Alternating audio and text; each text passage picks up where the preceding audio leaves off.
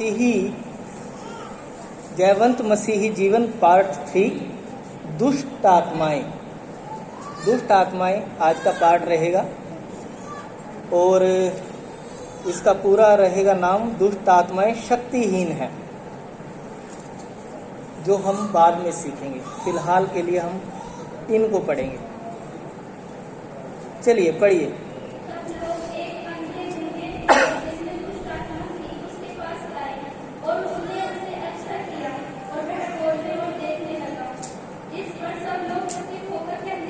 बस बस बस बस बस बस शुक्रिया। आपने अभी किसी को चकित नहीं करना। तो यहाँ पर है, तब लोग एक अंधे और गूंगे को, जिसमें दुष्ट आत्मा थी, यीशु मसीह के पास लाए और यीशु मसीह ने उसकी दुष्ट आत्मा को निकाल दिया और वो देखने लगा और बोलने लगा। अब इस चीज को समझ लीजिए, यहाँ पर शारीरिक अंधापन की बात हो रही है और एक आत्मिक अंधापन भी होता है, उसकी बात हम फिर कभी करेंगे। फिलहाल के लिए शारीरिक अंधापन, यहाँ पर एक व्यक्ति के शरीर में आंखों की कमी डाल दी गई, उसकी आंखों की रोशनी छीन ली गई जब उसके जीवन में दुष्ट आत्मा ने प्रवेश किया। मतलब क्या है कि यदि दुष्ट आत्माएं किसी के जीवन में प्रवेश करती हैं तो वो उसके जीवन में मनचाहा काम कर सकती हैं, उसके शरीर में मनचाहा विकार ला सकती हैं, कमजोरी ला सकती हैं, कमियां ला सकती हैं, बीमारियां ला सकती हैं। और ये बाइबल का पद इस बात को स्पष्ट बताता है। कारण क्या हुआ कि जब यीशु मसीह ने उसकी दुष्ट आत्मा को निकाल दिया तो वो देखने लगा और बोलने लगा। अब वो गूंगा नहीं रहा, अब वो अंधा नहीं रहा। अब यहाँ पर एक समस्या जो हमारे सामने हमने अभी पढ़ी कि एक व्यक्ति के जीवन में जब दुष्ट आत्मा ने प्रवेश किया, सबसे पहले उसकी देखने की शक्ति को उसने छीन लिया और अब ये बात वो किसी को बता ना सके तो उसकी बोलने की शक्ति को भी उसने छीन लिया। अब वो ना बोल सकता है ना ही देख सकता है। अब उसे लोगों के रहमो करम पे जिंदा रहना है। काम कोई कर नहीं पाएगा तो भीख मांग के गुजारा करना है। एकदम से अपाहिज बना के रख दिया इस दुष्ट आत्मा ने उसे। और यदि ऐसा ही केस कोई हमारे आसपास हो तो हम उसे डॉक्टरों पर लिए लिए फिरेंगे और कभी भी डॉक्टर को समझ ही नहीं आएगा कि यहाँ पर हो क्या रहा है, क्योंकि दुष्ट आत्माएं दवाइयों से नहीं जाती, वो अधिकार से जाती। हालेलुया। और दुष्ट आत्माएं जब आपको ये पता लगे कि होती कितने प्रकार की हैं, तो फिर एक किस्म से पैरों के नीचे से जमीन खींचने वाला काम हो जाता है, क्योंकि हर तरीके की दुष्ट आत्मा पाई जाती है। कोई आंखों की रोशनी खींचने वाली, कोई गूंगा करने वाली, कोई लंगड़ा करने वाली, कोई बीमारी डालने वाली, कोई झूठ बोलने वाली, अलग अलग तरह की दुष्ट आत्माएं। ये सब दुष्ट आत्माएं हमारे ही आसपास वातावरण में घूमती रहती हैं हर टाइम। शैतान जो है हर जगह नहीं रह सकता हर टाइम, लेकिन उसकी जो ये सेना है ये फैली हुई है हर जगह, इसलिए उसे हर बात की खबर मिलती रहती है। चलिए एक और देखा जाएगा इसके अंदर। एक और जगह पर ऐसा ही केस हुआ। मत्ती की किताब ही 17 अध्याय और 15 वचन।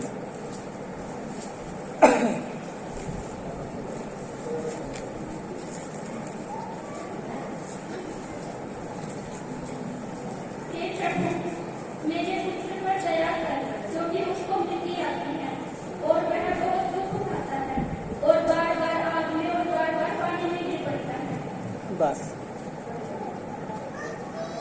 जब मिर्गी आती है तो लोग क्या करते होते हैं पता है आपको? जूता सुंघाते हैं। अगर किसी को मिर्गी आती है ना, उसे चमड़े का जूता सुंघाया जाता है। लेकिन यहाँ पर क्या हुआ, जब वे भीड़ के पास पहुंचे तो एक मनुष्य उसके पास आया और घुटने टेक कर कहने लगा, हे प्रभु मेरे पुत्र पर दया कर। ये जो लाइन है ना, ये हर बार यीशु के अंदर तरस को भर जाती है। ये हर बार यीशु के हृदय को कायल कर जाती है। हर बार यीशु को मजबूर कर देती है एक नया चमत्कार करने के लिए। जब कोई उससे कह देता है कि यीशु मुझ पर दया कर, इट मीन्स अब इस पर दया की जाएगी। बाइबल में ऐसा कोई ही वाक्य अगर हो तो ढूंढना पड़ेगा कि जहाँ पर यीशु ने दया नहीं की। हर जगह यीशु ने तरस खाकर लोगों पर दया की। तो ये मनुष्य है जिसका बेटा समस्या में है। और समस्या कैसी है? हे मेरे प्रभु, मेरे पुत्र पर दया कर, क्योंकि उसको मिर्गी आती है और वह बहुत दुख उठाता है और बार बार आग में और बार बार पानी में गिर पड़ता है। अब यहाँ पर क्या हुआ? यीशु मसीह के चेलों के पास से ये व्यक्ति अपने बेटे को लेकर गया कि इसमें से ये मिर्गी वाली दुष्ट आत्मा निकाल दो, और वो नहीं निकाल सके। तब जाकर ये यीशु मसीह के पास आता है और कहता है कि मेरे पुत्र पर दया कर, क्योंकि तेरे चेले इसे नहीं निकाल सके। और यीशु मसीह ने उस दुष्ट आत्मा को डांटा और वो उसे मरोड़ कर निकल गई। दूसरी बात कि ये ऐसी बीमारियों को भी लेकर आ सकती हैं जिनका कोई इलाज नहीं। ला इलाज बीमारियों को दुष्ट आत्माएं आपकी जिंदगी में लेकर आ सकती हैं।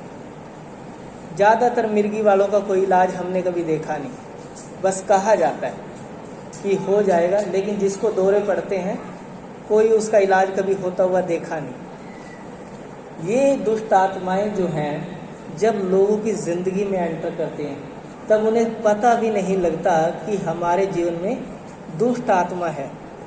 उन्हें लगता है ये सामान्य रूप से एक बीमारी है जो हमें लग गई, और ऐसे ही वो अपने जीवन की सारी कमाई को इलाज के लिए खर्च करते हैं और अंत में दुख उठाते उठाते अपनी जान दे देते हैं। ऐसा क्यों कह रहा हूँ?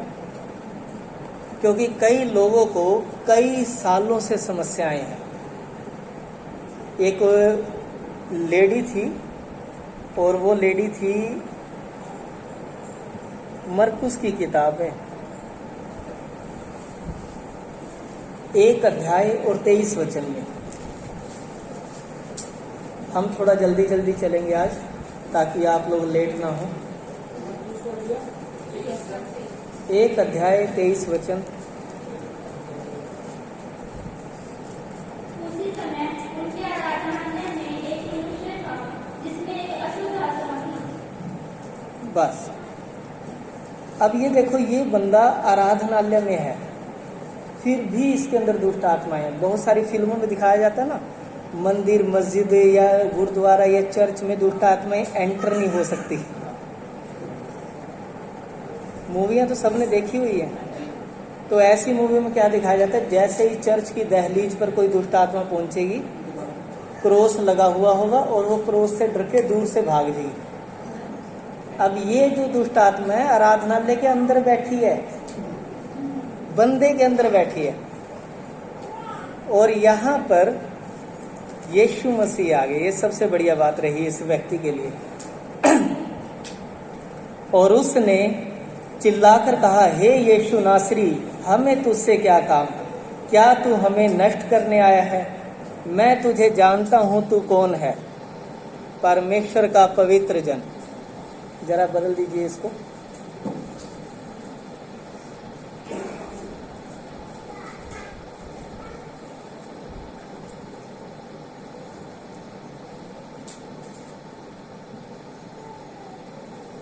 हालेलुया। बटन तो दबा दो राजी, चल गया? ठीक है। हालेलुया। आ रही है बात?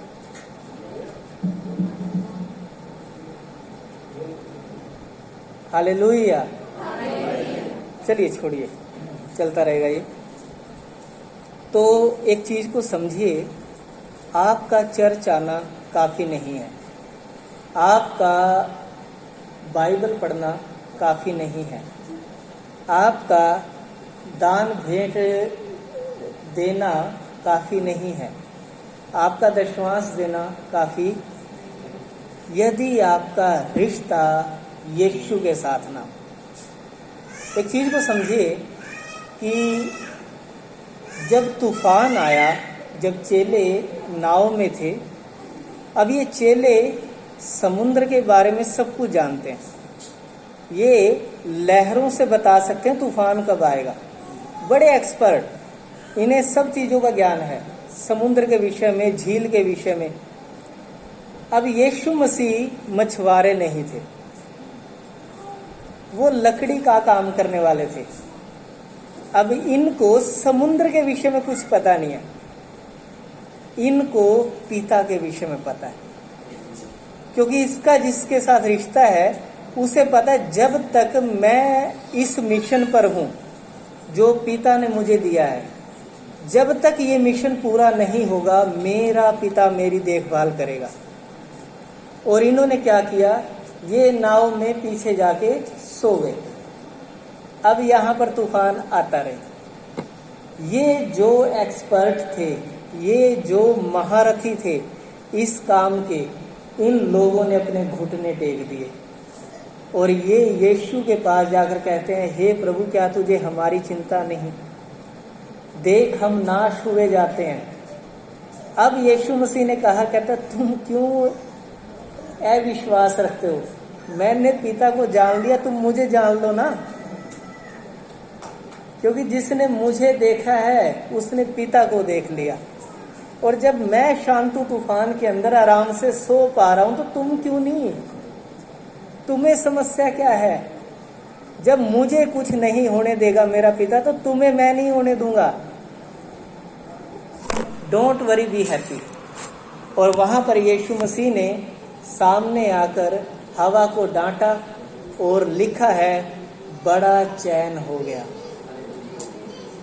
जब यीशु मसीह सामने आते हैं तब कोई आंधी तूफान आपका नुकसान नहीं कर सकती, तब उन्हें रुकना पड़ता है, उन्हें अपनी रफ्तार को धीमी करना पड़ता है, क्योंकि बादशाहों का बादशाह आ गया, राजाओं का राजा आ गया, प्रभुओं का प्रभु आ गया, सृष्टिकर्ता आ गया और हम सब का परमेश्वर आ गया। अब ऐसे में कोई आंधी तूफान आपके जीवन में खलबली नहीं मचा सकता।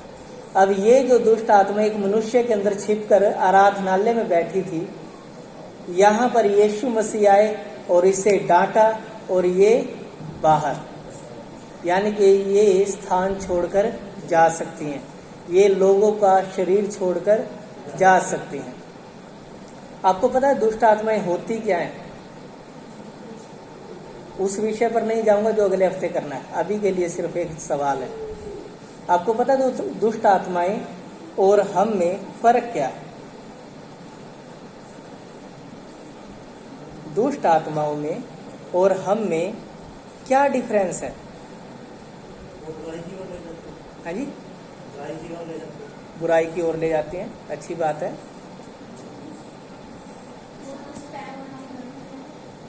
वो दुष्ट है और हम धर्मी है, अच्छी बात है। और अदृश्य है, वो परमेश्वर को हमसे अच्छे तरीके से जानती हैं। देखिए, जब याकूब को विश्वास के बारे में लिखना था, वो पता क्या कहता है? कहता तुम कहते हो हम विश्वास करते हैं, कहते दुष्ट आत्माएं भी करती हैं भाई, वो भी करती हैं विश्वास, परमेश्वर है और यीशु उसका पुत्र है, वो भी विश्वास कर रही हैं। तो तुम में और उनमें फर्क क्या रहा? कहता तुम अपने विश्वास को कर्मों के साथ दिखाओ, तब जाके तुम्हारा विश्वास काम करेगा। ठीक है, तो अब हम में और उसमें डिफरेंस क्या है ये सुन लीजिए। हमारे पास शरीर है, दुष्ट आत्माओं के पास शरीर, हालेलुया, हमारे पास शरीर है और दुष्ट आत्माओं के पास शरीर नहीं है। हम भी एक आत्मा है और वो भी एक आत्मा है, इस चीज को भी समझ लीजिएगा। वो भी आत्मा है और हम भी आत्मा है। अगर आप मेरा हाथ काट दें तो आपने सिर्फ मेरे शरीर का एक हिस्सा काटा है, आपने मेरी आत्मा को नहीं काटा। मेरी आत्मा अभी भी सेफ है। आप मेरे दोनों हाथों को, दोनों पैरों को काट दो, उसके बावजूद मेरी आत्मा सेफ है। जब तक मैं नहीं मरूंगा, मेरा ये शरीर नहीं मरेगा, तब तक मेरी आत्मा इस शरीर में बनी रहेगी। और जैसे ही मैं इस शरीर को छोड़ना चाहूंगा या मर जाएगा मेरा ये शरीर, उसी समय मेरी आत्मा मेरे सृजनहार के पास लौट जाएगी। ये फर्क है हमारे में और दुष्ट आत्माओं में। उनके पास कोई शरीर नहीं है, इसीलिए वो शरीरों को ढूंढती हैं। जो शरीर उन्हें अपने अनुकूल लगता है उसमें जाती हैं, वास करती हैं और उसके जीवन में समस्याओं को लेकर आती हैं। हालेलुया। वो किसी भी रीते से आ सकती हैं, चाहे वो आपके शरीर में किसी दर्द के द्वारा दिखाई दे, चाहे वो आपके शरीर में बीमारी के द्वारा दिखाई दे, चाहे वो आपको बेचैन कर दे या फिर आपको कुबड़ा कर दे। ठीक है, किसी भी तरीके से हो सकती हैं। एक वचन पढ़ेंगे, लूका की किताब और 13 अध्याय 11 वचन।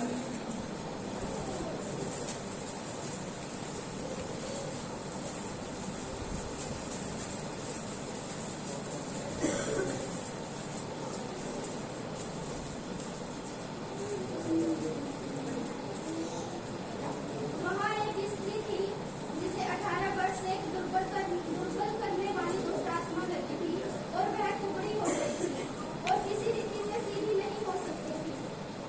जी हाँ, सब्त के दिन यीशु मसीह एक आराधनालय में उपदेश दे रहे थे और वहाँ एक स्त्री थी जिससे 18 दिन से एक दुष्ट आत्मा चिमड़ी हुई थी। हाँ जी, अभी ठीक है, थोड़ा सा ध्यान करके रखें इधर, अच्छा रहेगा। 18 वर्ष से एक दुर्बल करने वाली दुष्ट आत्मा लगी थी और वह कुबड़ी हो गई थी और किसी रीति से सीधी नहीं हो सकती थी। ये दुष्ट आत्मा थी दुर्बल करने वाली। आपको पता है आज हम प्रभु भोज लेंगे और बाइबल बताती है जो कोई अनुचित रीति से इसमें शामिल होता है उस पर दंड आता है। इस कारण से कई लोग दुर्बल हो जाते हैं, निर्बल हो जाते हैं, यानी कि कमजोर हो जाते हैं। बहुत सारे लोग बीमार हो जाते हैं और बहुत सारे लोग मर भी जाते हैं। अब इसका उलट करते हैं, जो लोग उचित रीति से इसमें शामिल होते हैं वो लोग ताकतवर हो जाते हैं, उनके अंदर कुबड़ापन नहीं रहेगा, वो लोग बुराई की ओर झुके हुए नहीं रहेंगे, वो लोग अपने परमेश्वर की तरफ सीधे खड़े होकर ताक पाएंगे।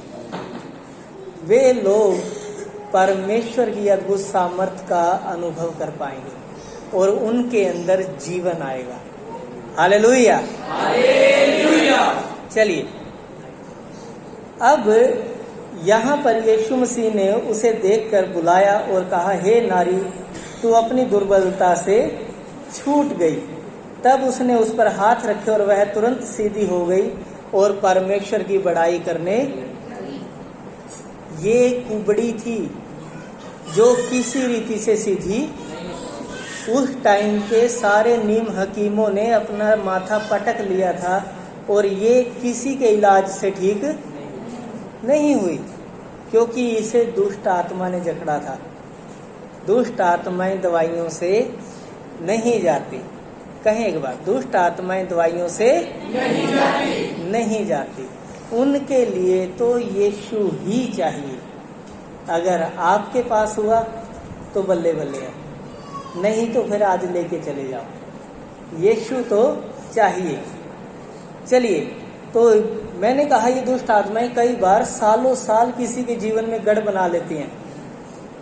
अब यहाँ पर एक चीज को समझ लीजिएगा कि ये स्त्री 18 वर्ष से एक दुर्बल करने वाली दुष्ट आत्मा से ग्रस्त थी और वह कुबड़ी हो गई थी। यानी कि शुरुआत में इसे कुबड़ी नहीं बनाया गया, शुरू से कुबड़ी नहीं थी ये। जब दुष्ट आत्मा लगी एकदम से कुबड़ी नहीं हुई है, क्योंकि ये तो एक आश्चर्य हो जाता, और इसके पीछे दुनिया हाथ धो के पड़ जाती भी एकदम से कुबड़ा कोई कैसे हो सकता है। इसे क्या किया गया, इसे कमजोर किया गया। ये सीधी थी और धीरे धीरे धीरे धीरे ये झुकती चली गई और 18 साल बीत गए इसे और ये कुबड़ी हो गई। हालेलुया। हो सकता है आज हमारे जीवनों में शुरुआत छोटे से हो, थोड़े से हो, लेकिन ये बढ़ती चली जाएगी, ये समस्याओं को बढ़ाता चला जाएगा और धीरे धीरे दुष्ट आत्माएं गढ़ जो हैं हमारे जीवनों में स्थापित कर लेती हैं। लेकिन हमें भयभीत होने की जरूरत नहीं है। क्यों नहीं है? क्योंकि यीशु मसीह हमारे पास है। चलिए, एक और विषय ऐसा ही था, एक और जगह पर दुष्ट आत्माओं ने अपना कहर ढाया और वो था इस्राएल का पहला राजा जिसके जीवन में ये समस्या आई। पहला शमूएल 16 अध्याय 14 वचन।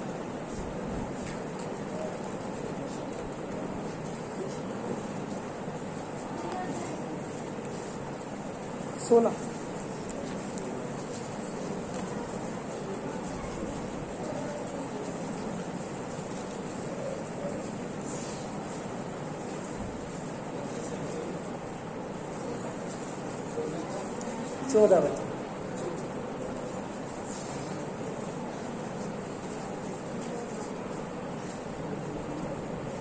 यहोवा का आत्मा शाऊल पर से उठ गया और यहोवा की ओर से दुष्ट आत्मा उसे घबराने लगी।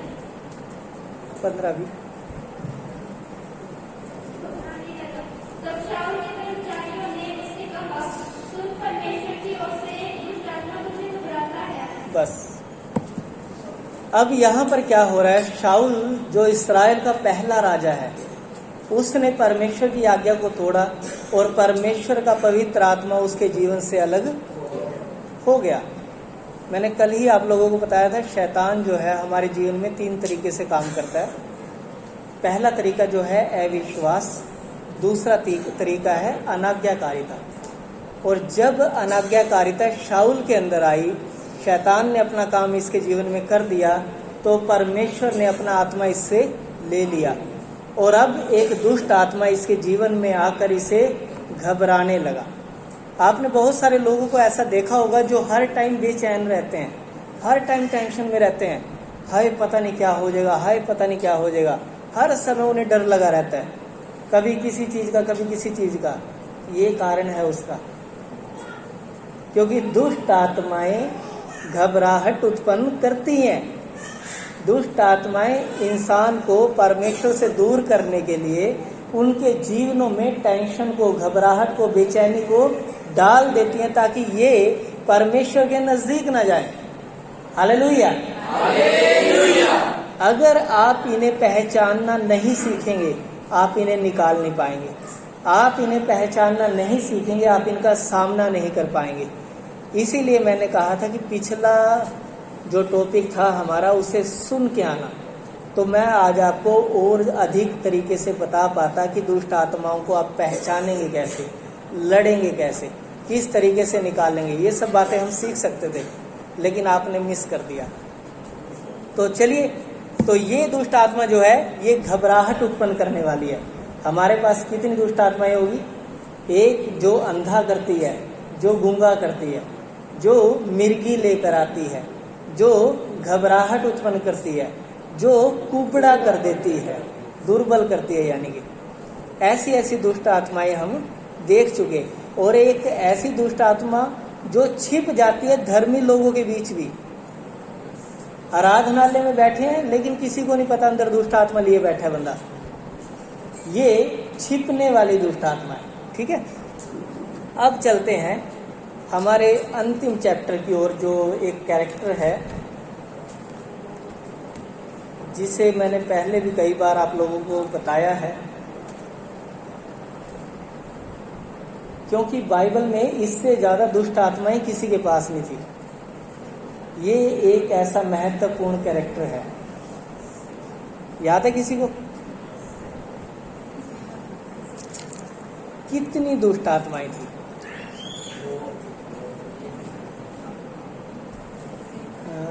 किसके पास कैंडी नहीं गई? तेरे पास गई? बता। हाँ, यूनानी में कहते हैं लिगियोन, जिसका अर्थ होता है 6000 सैनिकों की टुकड़ी। अब ये व्यक्ति है जिसे 6000 दुष्ट आत्माओं ने पकड़ा है। हमारे यहाँ तो कोई एक आज वही नाच नचा देती है, तो यहाँ पर वो है जिसको 6000 ने पकड़ा है। चलिए देखते हैं इसके विषय में। मरकुस की किताब 5 अध्याय, इसे थोड़ा हम विस्तार से देखेंगे बस।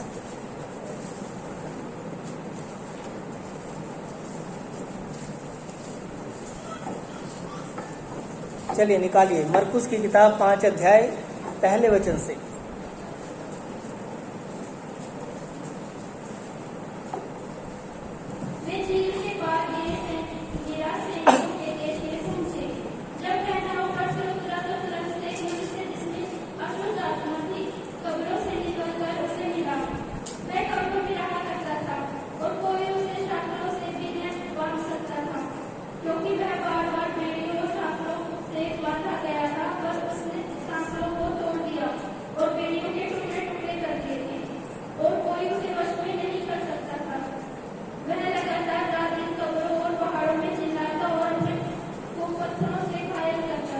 बस अब इसमें कई तरह के भेद हैं, कई तरह की बातें इसके अंदर हैं। ये एक अकेला जो वाक़या हुआ, ये कई बातों को हमें सिखा सकता है। बस आप लोगों से विनम्र निवेदन है कि आप जरा शांति के साथ इधर ध्यान दें। माना शांति नहीं है,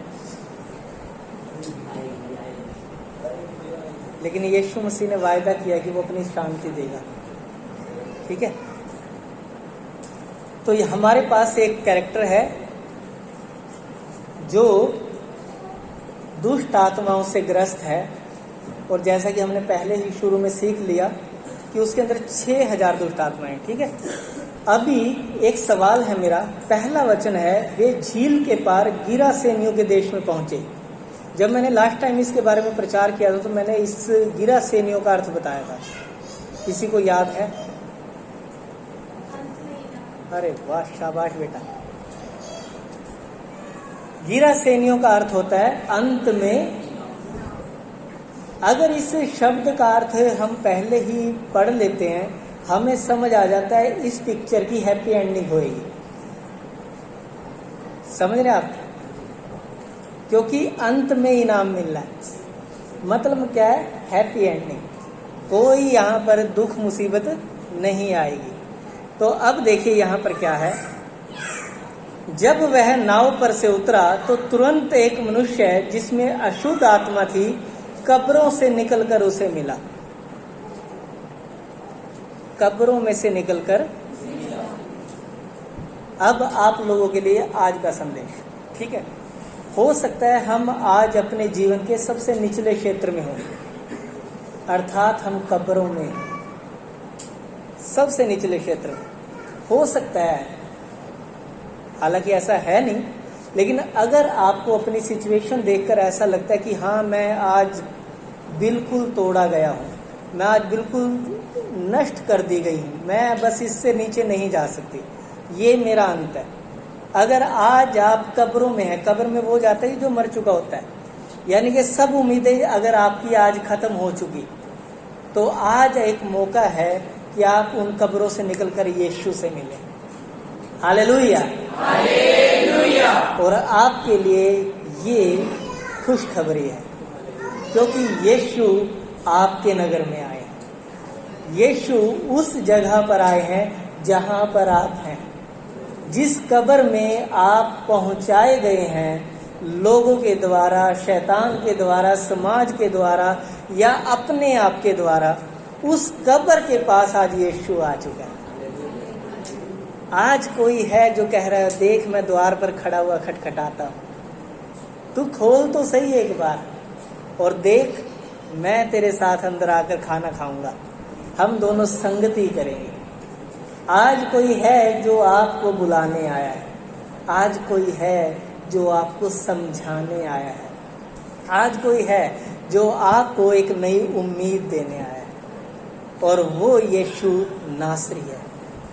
लिखा है, वह कब्रों में रहा करता था और कोई उसे सांकलों से भी न बांध सकता था, क्योंकि वह बार बार बेड़ियों और सांकलों से बांधा गया, पर उसने सांकलों को तोड़ दिया और बेड़ियों के टुकड़े टुकड़े कर दिए थे, और कोई उसे वश में नहीं कर सकता। ठीक है। अब ये जो दुष्ट आत्मा है, इसमें से एक 6000 में से एक, ये आज भी काम कर रही है। और कई बार मैं इसके विषय में सुन चुका लोगों से, कई बार, और मैं बताऊंगा इसके विषय में। उससे पहले हम इसी बारे में एक वचन पढ़ेंगे, और ये वचन है लूका की किताब 8 अध्याय के अंदर। यही विषय वहां पर भी है।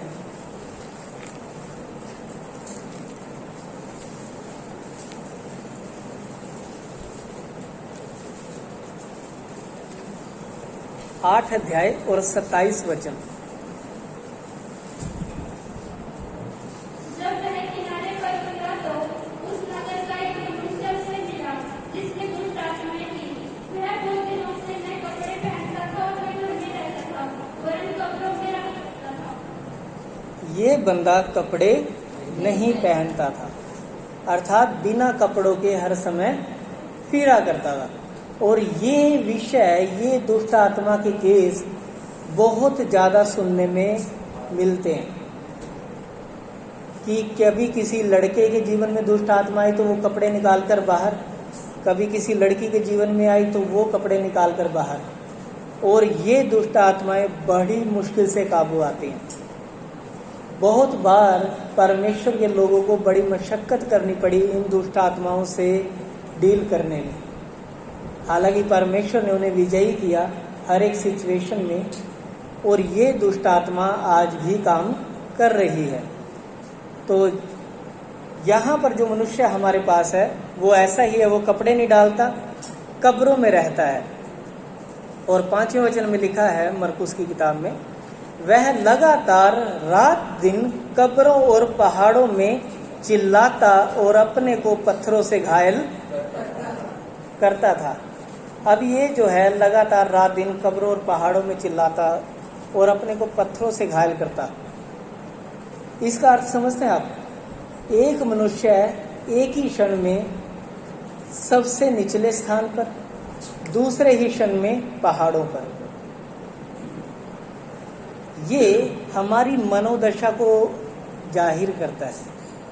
एक क्षण होता है जब हम चर्च में बैठे होते हैं या किसी मसीही भाई बहन के पास बैठे होते हैं, हम करते हैं हालेलुया, परमेश्वर का धन्यवाद हो, अनुग्रह है प्रभु का, प्रभु ने ये दिया, वो दिया, ये किया, वो किया, बड़ी अच्छी अच्छी बातें कर रहे होते हैं। जैसे ही हम अकेले होते हैं तभी हमारी नानी पड़ोस के गांव में मरी हुई होती है,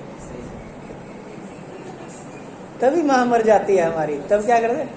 अरे पता नहीं क्या होएगा, बस कुछ समझ नहीं आ रहा। मतलब ये है क्या? एक ही बार में कब्रों में, दूसरे ही क्षण पहाड़ों में। ये हमारी मनोदशा है। कारण दुष्ट आत्माएं हमें स्थिर नहीं होने देती।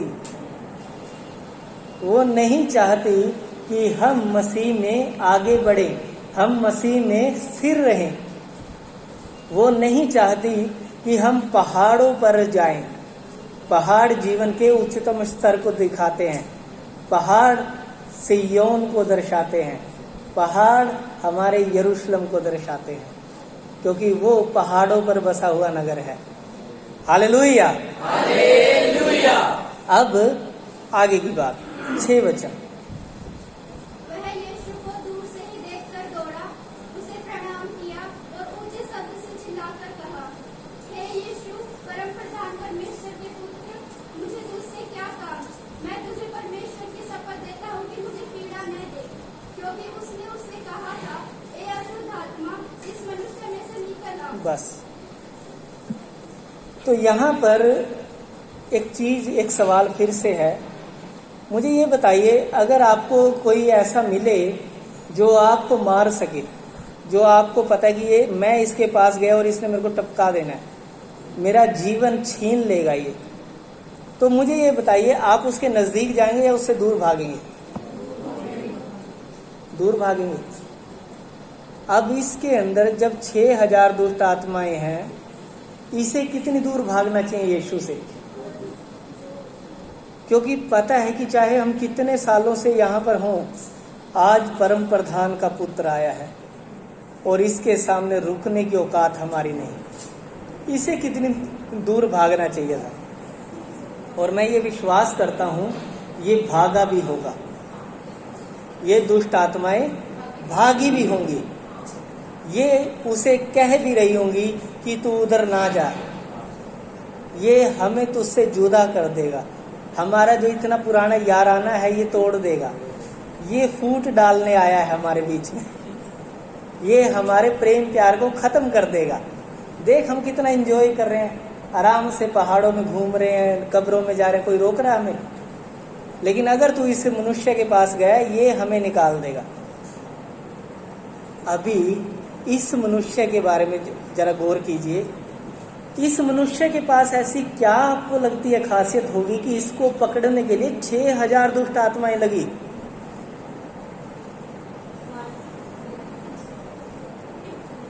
समझिए, मतलब कि एक आम बंदे को लुढ़काने के लिए एक दुष्ट आत्मा काफी है, उसे मिर्गी आगी काफी है, उसे की आंखें ले ली काफी है, उसे दुर्बल कर दिया काफी है। 6000 की क्या जरूरत पड़गी? शैतान का कितना काम खराब हो गया है इस अकेले के लिए। 6000 लोगों को जहां पकड़ सकता था, एक को पकड़ी बैठे हैं। ये 6000 के भी काबू नहीं आ रहा जी। ये वो बंदा है जिसके बारे में शैतान को पता है, अगर ये बंदा हाथ से निकला ना, ये मेरे गढ़ों को उखाड़ देगा, ये परमेश्वर में वो काम कर देगा जो अभी तक किसी ने नहीं किए। इसीलिए इसे कमजोर करने के लिए, इसे डराने के लिए, इसे घबराने के लिए 6000 दुष्ट आत्माएं एक ही को पकड़ के बैठ गई।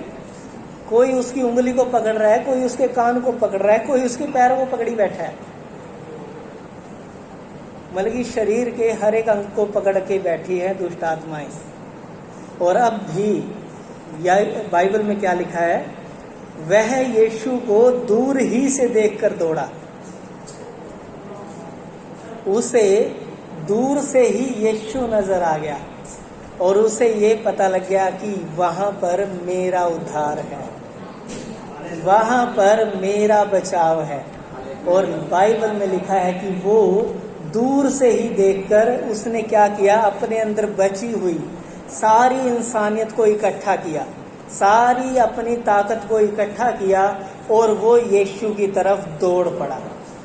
कहता अगर उसके कर्म की निगाह ही मुझ पर पड़ गई ना, मैं आज बच जाऊंगा, मैं आज छुटकारा पा जाऊंगा। तो यहां पर देखिए क्या हुआ। और ऊंचे शब्द से चिल्लाकर कहा, हे यीशु, उन्हें वह दूर से ही देखकर दौड़ा और उसे प्रणाम किया। और मैं इसे कहता हूं अंतिम आराधना। ये अंतिम आराधना है। अगर देखिए बरसात का मौसम है और बरसात के मौसम में आपको पता लगे कि ये बिल्डिंग आज गिर जाएगी, ये बिल्डिंग आज गिरने वाली है, ठीक है, और फिर भी हम यहाँ पर बैठे हैं, तो मुझे ये बताइए कि आज जब हम सब मरने वाले हैं, मेरा वही पुराना सवाल है, आज जब हम मरने वाले हैं तो आप कैसे आराधना करेंगे उसकी? ये अंतिम क्षण है आपके पास। अगर इस क्षण में आपने प्रभु की आराधना कर ली तो कर ली, वरना दूसरा क्षण नहीं मिलेगा आपको। कैसे आराधना करेंगे आप? आपने देखा चाइना में बाढ़ आई, 433 नदियों ने वहां पर हाहाकार मचा दिया, और यहाँ पर भी धर्मशाला में कहीं कहीं पर बादल फटे और पता ही नहीं लगता लोग कहाँ बह गए, एकदम से इंसान नाश हो जाता है। तो ये आपका अंतिम क्षण है, ये आपका अंतिम घंटा है, ये आपका अंतिम मिनट है। कैसे आराधना करेंगे प्रभु की? रो रो के, ठीक है, आनंद के साथ बताइए। हाँ जी, ताली बजा बजा के, जोर जोर से ताली बजा बजा के। ऐसे ना टूटमा में ना उत्तर सही नहीं आ रहे, सबके रिप्लाई ले लें।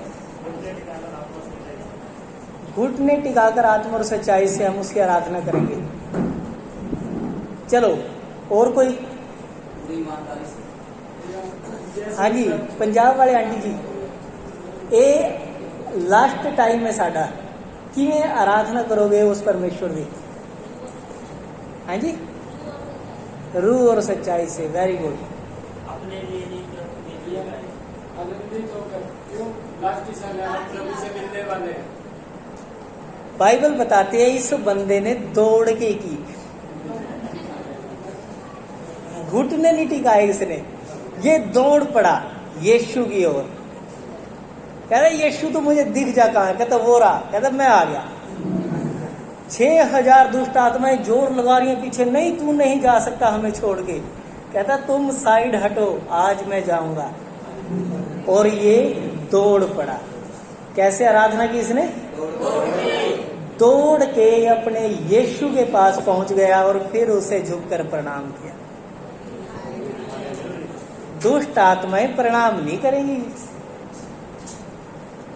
ज्यादातर वो ड्रामा हमें देखने को मिलता है ना, बता कौन है, मैं एदा चाचा, मैं मर गया सी ते मैं एदे च आ गया। क्या हो रहा है ये दुष्ट आत्माएं नहीं है। ये आप लोगों को भरमाने के लिए सिर्फ एक ड्रामा है और कुछ नहीं है। ये दुष्ट आत्माएं नहीं है। बाइबल नहीं बताती इस बात के बारे में। बाइबल इन दुष्ट आत्माओं के बारे में नहीं बताती।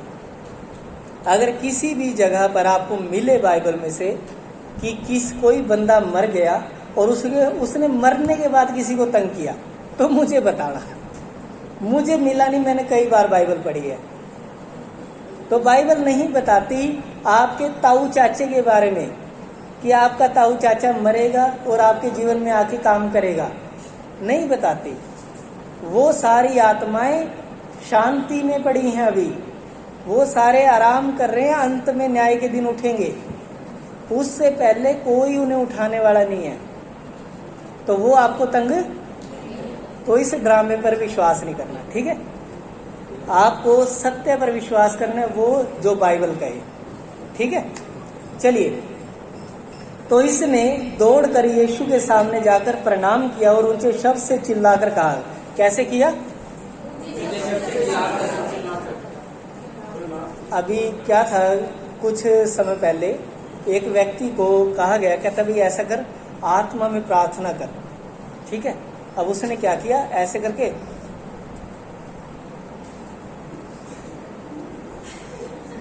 कहता भाई ये क्या हो रहा है? कहता आत्मा में प्रार्थना कर रहा हूं। कहता सारा जोर तो तेरा मुंह पे ही लग लिया। ये रंग बिरंगे मुंह बनाना आत्मा में प्रार्थना करना थोड़ा था, कुछ भी चल रहा है। एक बंदे ने कहा, कहता भी अन्य भाषा में प्रार्थना करेंगे। अन्य भाषा एक सीरियस विषय बन चुका आज के समय का, और कुछ लोगों ने इसे गलत तरीके से ऑर्गेनाइज कर दिया। वो क्या करते हैं, आपको बुलाएंगे, आपके लिए प्रार्थना करेंगे और आपको 2 शब्द बताएंगे। कहता भी ये कर, ये 2 शब्द हैं, अब इनको जपता जा। और बंदे को लगेगा मुझे अन्य भाषा मिल गई, जबकि ऐसा नहीं है। परमेश्वर का आत्मा जिसे चाहेगा उसे बांट देगा। अलग अलग तरह के वरदान हैं, अलग अलग तरह के फल हैं। तो यहाँ पर उसने दौड़कर परमेश्वर के सामने, यीशु मसीह के सामने प्रणाम किया और ऊंचे शब्द से चिल्लाकर कहा, हे यीशु, परम प्रधान परमेश्वर के पुत्र, मुझे तुझसे क्या काम। अब ये बंदा नहीं बोल रहा, अब इसके अंदर जो सेना बैठी है ये कह रही है कि ये बंदा लेके आया हमें तेरे पास, हमें बता तेरे से क्या काम है, तू ज्योति का हम अंधकार के। कहता है ऐसा करो निकलो बाहर यहां से। कहता है प्रभु तू हमें दुख ना दे, हमने तेरे को कुछ कहा है? यीशु मसीह ने उनसे कहा तेरा नाम क्या है? उसने उससे कहा मेरा नाम सेना है, क्योंकि हम बहुत हैं। और नीचे लिखा हुआ है लिगियोन, अर्थात 6000 सिपाहियों की सेना। सेना शब्द जो लिया गया है यहाँ पर, जो सेना शब्द बोला गया दुष्ट आत्मा के द्वारा, उस सेना शब्द का जो मूल यूनानी शब्द है वो है लिगियोन, जिसका अर्थ होता है 6000 सिपाहियों की सेना। तो यहाँ पर यीशु मसीह ने उन्हें उसमें से निकालकर उन दुष्ट आत्माओं को सूअरों के झुंड में भेज दिया, और वो सारे के सारे सूअर गिरकर मर गए। अब एक चीज को देखें, ये जो बंदा था इसके अंदर 6000 दुष्ट आत्माएं समा रही हैं। अब दुष्ट आत्माएं से अपना घर नहीं समझ रही, पता क्या समझ रही हैं? देखिए क्या लिखा है, और उसने उससे बहुत विनती की हमें इस देश से बाहर ना भेज।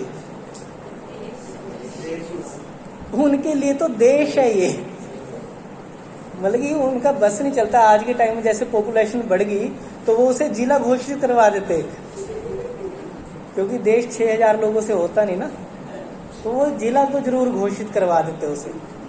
तो ये कहते हमें इस देश से बाहर ना भेज, यानी कि बाद में इनका विचार था और ज्यादा पॉपुलेशन वहां पर इकट्ठी करने का, लेकिन यीशु मसीह ने वहां पर उसे छुटकारा दिया। अब मेरा सवाल आप लोगों से है, आप लोग जो मसीह पर विश्वास करते हैं, आप लोग जो उसके पीछे चलते हैं, आप क्या समझते हैं दुष्ट आत्माएं आपके जीवन में क्या काम नहीं कर सकती? कर सकती हैं। कब?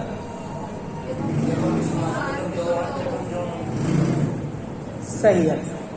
सुनिए, जब हम लोग विश्वास की बजाय अविश्वास में तब्दील हो जाएंगे, जब शैतान पहला बीज हमारे अंदर बो जाएगा अविश्वास का, उस समय हमारे अंदर दुष्ट आत्माओं के आने का रास्ता खुल जाएगा। उस समय से आपके शरीरों में समस्याएं आनी शुरू हो जाएंगी, आपके परिवार में कलेश आने शुरू हो जाएंगे, उसके बाद से आपके कारोबारों में नुकसान होना शुरू हो जाएगा, क्योंकि ये दुष्ट आत्माएं आपको और आपके परिवार को और आपके सारी जो भी आपका है उसको नुकसान पहुंचाने की कसम खा के आई हुई हैं कि वो आपको उजाड़ के ही रहेंगी। तो 3 तरीके मैंने आपको बताए जिससे शैतान काम करता है, उसे याद रखो। और फिर से इन दोनों चैप्टर को, जो हम आज का ये हमारा था, इन दोनों को आपने फिर से सुनना है। और अगले हफ्ते अगर आप इनके बारे में नहीं बता पाए तो हम इस विषय पर आगे बात नहीं करेंगे, हालांकि ये आपके फायदे के लिए। ठीक है, प्रभु आपको आशीष दे। जय